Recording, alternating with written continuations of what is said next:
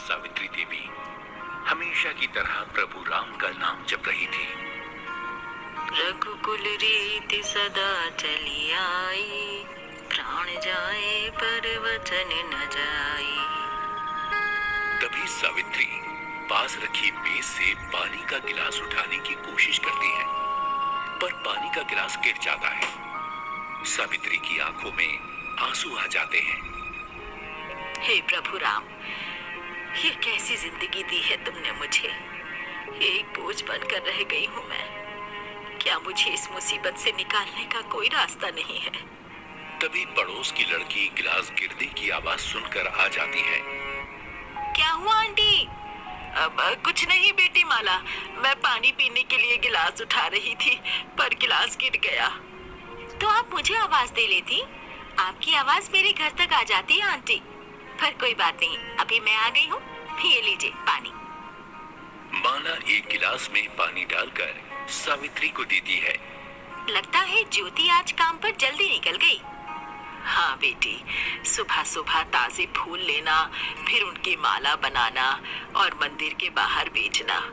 अगर जल्दी ना निकले तो ताजा फूल नहीं मिल पाएंगे, तो फिर वो दिहाड़ी कैसे कमाएगी? सावित्री के बुढ़ापे का सहारा ज्योति ही थी। कुछ साल पहले सावित्री एक एक्सीडेंट में अपने पति को खो चुकी थी और खुद भी उसी एक्सीडेंट में चोट खाकर व्हील चेयर पर आ गई थी। ज्योति मंदिर के बाहर फूल लेकर बैठी है, फूल भी बेच रही है और साथ साथ मालाएं भी बनाती जा रही है। हे प्रभु, आज तो कुछ खास बिक्री भी नहीं हुई, बस 2-4 मालाएं और बिक जाए तो आज की दिहाड़ी बन जाएगी। तभी ज्योति के कानों में एक बच्चे की आवाज पड़ी। बचाओ बचाओ, अरे कोई बचाओ बचाओ। आवाज मंदिर के पास वाले तालाब से आ रही थी। ज्योति भागकर तालाब के पास पहुंची। उसने देखा कि एक बच्चा तालाब में डूब रहा है। ज्योति ने तालाब में छलांग लगा दी। मंदिर के पास बने इस तालाब में लोग सिक्के फेंककर हाथ जोड़कर नमन करते हैं।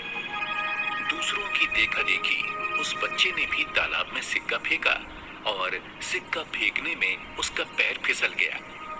ज्योति किसी तरह उस बच्चे को बचाकर बाहर ले आई। अरे वाह, तुम तो बहुत बहादुर लड़की हो। हाँ भाई, लगता है इसने बहुत छोटी उम्र में ही तैराकी सीख ली, आज काम आ गई। पर इसके माता पिता कहाँ हैं? तभी उस बच्चे के माता पिता वहाँ पहुँच गए। अरे बंटू, कुछ हुआ तो नहीं तुझे बेटा, मेरा बंटू? बहन जी, आपके बेटे को इस फूल वाली ने बचाया है। बेचारी की बिक्री पर भी असर पड़ेगा, पर इसने किसी बात की परवाह न करते हुए आपके बच्चे को बचा लिया। तुम्हारा बहुत बहुत धन्यवाद बेटी। ये लो, हमारी ओर से कुछ पैसे रख लो। तुम्हारी बिक्री का जो नुकसान हुआ है ना, वो पूरा हो जाएगा इससे। बाकी तुमने हमारे बच्चे की जो जान बचाई, उसका एहसान तो हमारे ऊपर हमेशा रहेगा। नहीं नहीं अंकल, मुझे पैसे नहीं चाहिए, ये मेरे छोटे भाई की ही तरह है। वैसे भी किसी की मदद करने के लिए कभी पैसे नहीं लेने चाहिए, मेरी माँ ने यही सिखाया है। वाह, तुम्हारे संस्कार बहुत अच्छे हैं बेटी, हम तुम्हारा एहसान कभी नहीं भूलेंगे। ज्योति वापस अपनी फूलों की दुकान पर चली गई और टोकरी में पड़ी अपनी मालाओं को देखने लगी। ये मालाएं तो अभी तक नहीं बिकी, आज की दिहाड़ी तो गई। तभी एक छोटी सी किताब उसकी फूलों की टोकरी में आकर गिरी।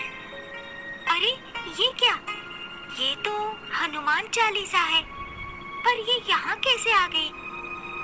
तभी एक बूढ़ा सा व्यक्ति जिसके हाथों में काफी सारी किताबें थी, उसके पास आया। ये किताब मेरी है बेटी, मैं हनुमान चालीसा और पूजा की किताबें बेचकर अपना गुजारा चलाता हूँ। ये लो बाबा, अपनी किताब रख लो। नहीं नहीं बेटी, इसे तुम ही रख लो। आज तक ऐसा नहीं हुआ कि मेरे हाथों से कभी कोई किताब गिरी हो। इस हनुमान चालीसा का इस तरह तुम्हारी फूलों की टोकरी में आकर गिरना इसका अर्थ है प्रभु श्री राम इस किताब को तुम तक पहुंचाना चाहते हैं। जाना चाहते हैं? हाँ बिटिया, तभी तो ये तुम तक आई है। हनुमान चालीसा का बहुत प्रताप है बिटिया।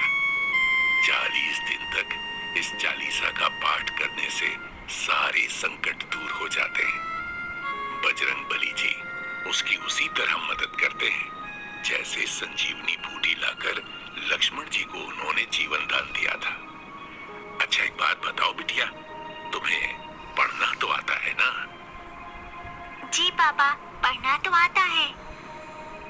बहुत बढ़िया।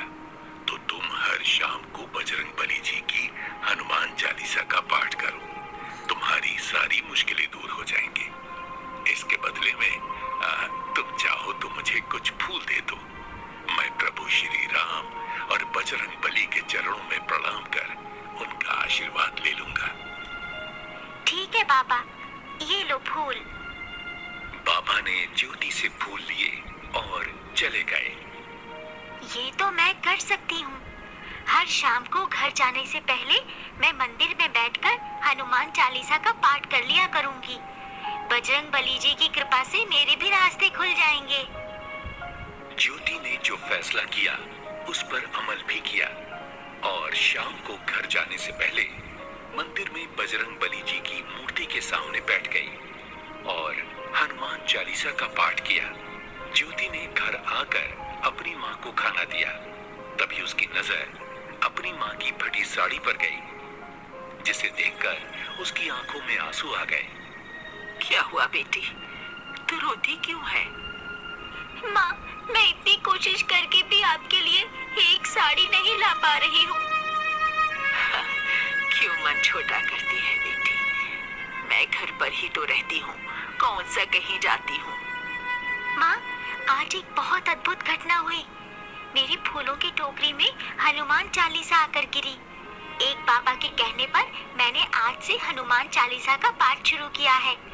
तुम देखना माँ, 40 दिन पूरे होते ही हमारे भी सुख के दिन शुरू हो जाएंगे। ज्योति ने माँ को खाना खिलाया, दवाई खिलाई और सोने चली गई। अगली शाम को भी ज्योति मंदिर में बजरंग बली जी की मूर्ति के सामने बैठ गई और हनुमान चालीसा का पाठ किया।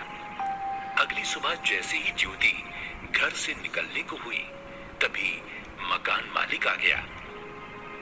वाह वाह वाह वाह, लोग ठीक ही कहते हैं भाई, पढ़ लिख कर लोग स्मार्ट हो जाते हैं। तुम भी काफी स्मार्ट हो गई हो, हैं? शुक्रिया सेठ जी, पर मैंने ऐसा क्या किया? अब देखो ना, तुम सुबह सुबह मुंह अंधेरे ही निकल जाती हो, क्योंकि तुम्हें पता है बाद में मैं आकर किराया मांगूंगा। पीछे से अपाहिज माँ होगी तो उसे तो मैं कुछ कह नहीं सकता। पर देखो, आज मैं तुमसे भी ज्यादा स्मार्ट हो गया और तुम्हें सही समय पर आकर पकड़ लिया। सेठ जी, आप तो हमारी हालत जानते हैं। हम अभी किराया देने की हालत में नहीं हैं। थोड़ी मोहलत दे दीजिए। बाकी सुबह तो मैं इसलिए जल्दी निकल जाती हूँ क्योंकि मुझे फूल खरीदने जाना होता है। बेटी, तुम भी मेरी हालत जानती हो अच्छी तरह से। मेरे खर्चे पानी का प्रबंध लोगों से मिलने वाले किराए पर ही तो होता है। मेरी हालत पर रहम करो, मुझे भूखा मत मारो, तुम्हें पाप लगेगा। मेरा ये मकान तुरंत खाली कर दो, मैं किसी और को देकर अपना गुजारा चला लूंगा।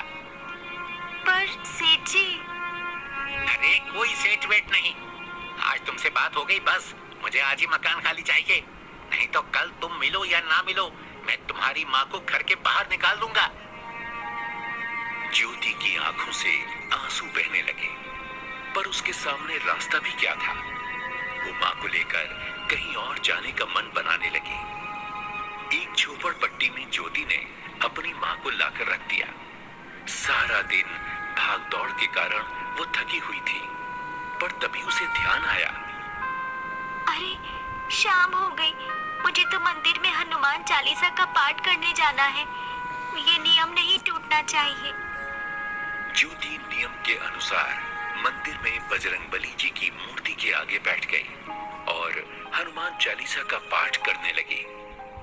ज्योति के सामने समस्याएं आती रहीं, तकलीफें आती रहीं, पर उसने नियम नहीं तोड़ा।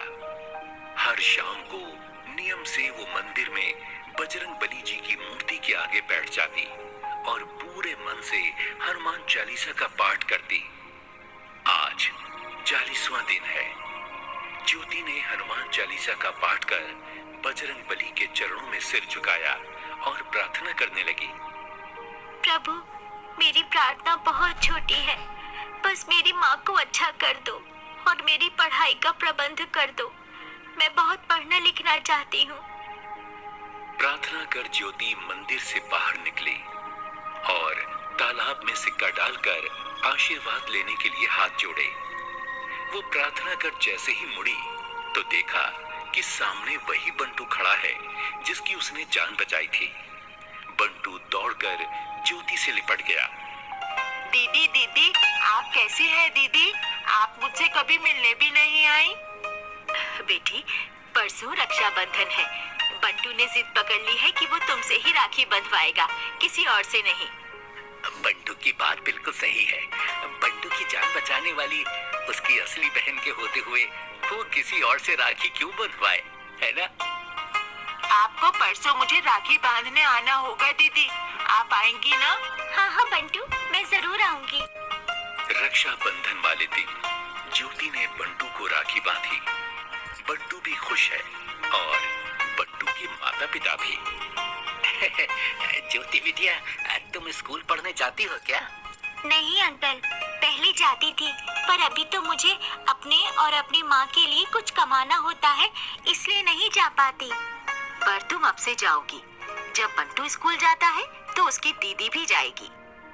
हाँ माँ, मैं और दीदी साथ साथ स्कूल जाएंगे। पर मुझे मेरी माँ की देखभाल भी करनी होती है ना। बिटिया, उसकी चिंता मत करो। हम तुम्हारी माँ की देखभाल का इंतजाम भी कर देंगे और उनका इलाज भी करवाएंगे। ज्योति की आंखों से आंसू बहने लगे। वो बहुत खुश थी कि बजरंग बली जी ने उसकी प्रार्थना सुन ली थी।